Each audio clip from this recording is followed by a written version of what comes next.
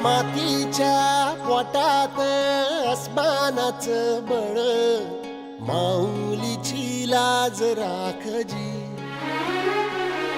या मिनमिनत्या दिव्याला तू काहीच येतात, कधी कधी कित्येक मुलं खाऊन येत नाही आणि दिवसभर कार्यक्रमासाठी फिरत असतात. म्हणून त्यांनी सकाळीच आपल्याला अल्पपहाराची इथे सोय केलेली आहे. उदाहरण म्हणजे आपले महाराष्ट्र राज्य तरुण सामाजिक संस्थेचे सर्व सभासद आहेत. मी त्यांच्यासाठी कृतज्ञता व्यक्त करतो, त्यांचे आभार मानतो आणि आपल्याला विनंती करतो की जोरदार टाळ्या वाजून त्यांचं एकदा अभिनंदन आणि स्वागत करावं. असेच सामाजिक बांधिलकी असणारे उपक्रम त्यांनी राबवत राहावेत अशी मी त्यांना त्यांच्या भविष्यकाळासाठी शुभेच्छा देतो.